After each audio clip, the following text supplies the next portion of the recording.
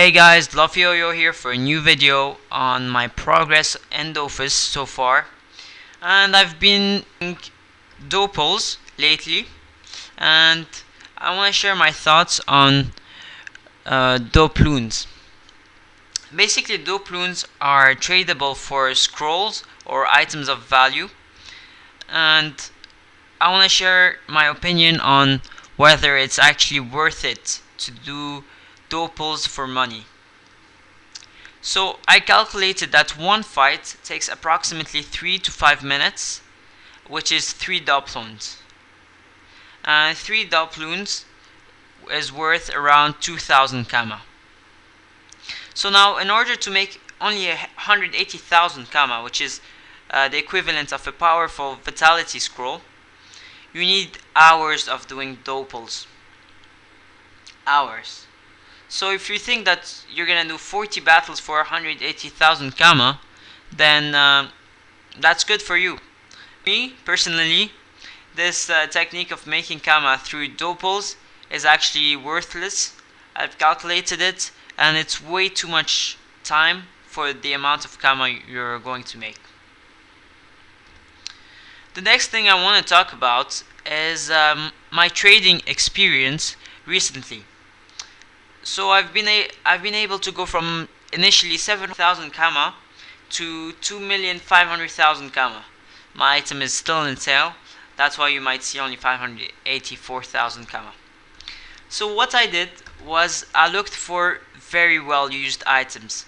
A peccary blade might be actually hard to resell because it is used, but it is not used as much as the extent of how much scrolls would be used. Also, trophies are very widely used, and also livet hats. So if you want to get into this business of buying and selling items, you have to make sure that you're buying items that are very well needed by the people. And here are my trading tips that I want to give to you guys in case you want to get into trading in Dofus. The first thing I want to tell to you guys is you don't have to be afraid of offering a very low price. The worst that is going to happen is that the person is just going to laugh off and leave.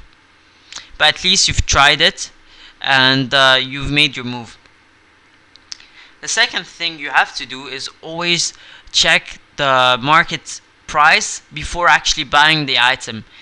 The price, the approximate price that Dofus tells you might be wrong, and I've been fooled by that system before. So actually go check out the actual price by yourself in the sales room instead of just relying on the Dofus system to guess how much the item is worth. Second thing is to also make sure you have large enough profit that in case the market prices change, at least you'll be safe that it won't change too much so that you're making a loss. That's what I always make sure. Make at least 200,000 profit. The third thing is that you have to be persistent. Don't be afraid to keep going at it until you can't negotiate any more Kama. That's what I did for my last purchase, and I'm making a 500,000 Kama profit on healer trophy. So that's about it for trade tips. Now, moving on to XPing. If you're a low level character, this only applies to low level characters, I'll give you some places where you can actually XP. You don't have to do those places. If you have your own XP places, you can leave them in the comments below. But these are my personal places where I actually found useful to XP. And the first is Inkernam. That's obvious. You just do the monsters there, and then when you're around level 8 you go to the cemetery and fight chaffers. Next, if you're not subscribed, you can go to Astrup Fields, do a few boars, a few sunflowers, and you just, it's relaxing. It's a good place to XP. Also, if you're subscribed, you can go to the beach around here. The monsters are actually stronger. The XP is not significantly better, so it's actually just as good just to stay in the astral field as it is to stay in the beach. I also noticed that achievements can help a lot. So if you're subscribed, just discover new places, do the Almanacs quest, do dungeons like the Gobble dungeon, and you get so much extra XP. That's how I leveled up so fast. Well, I didn't level up that fast, but it actually helps you level up very fast. And level 25 to 40, you can try Dopples, you can try the Magna Forest.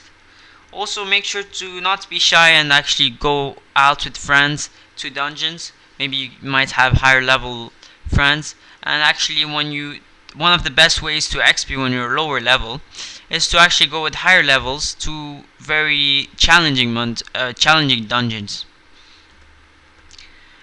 Some of the plans I have for later on is to level up to level 60, and I think I got my set in mind. I'll explain to you what my set is. So what I'm going to do is actually get an MP mount. So I'm going to get a ginger and emerald mount. This will give me 300 vitality and 1 MP. These two aspects are really important because vitality helps you remain alive in a Colosseum battle, PvP battle, or a PvM battle. This is really important. And MP is really important for a class such as a Sacrier. A Sacrier has very short range, and the longest range it has is in the spell absorption. And that is why I want to turn intelligence. So in level 60 I'm going to turn intelligence because I think range is really important when doing PvP. So that's one thing for sure. And as for the sets, I'm thinking of the Pimpin Blob set. Sorry if I pronounce it wrong. And basically what this set does is that it gives you very good intelligence resistance, but the disadvantage of that set is that you actually get minus 20% chance resistance. But I think it's a good set, so I'm going to go for it. I'm going to have good intelligence, and I'm thinking of maging that set into more vitality, because vitality, as I said, is really important in PvP. As for the ring, I want an AP MP Celano for sure. It's going to give, I want to aim for 6 MP because, or 5 MP, because that's my minimum in PvP, and MP and AP should really help in PvP. I guess that's about it for this video. I hope it was helpful. Press like or subscribe if you enjoyed this video. See you later for our next video.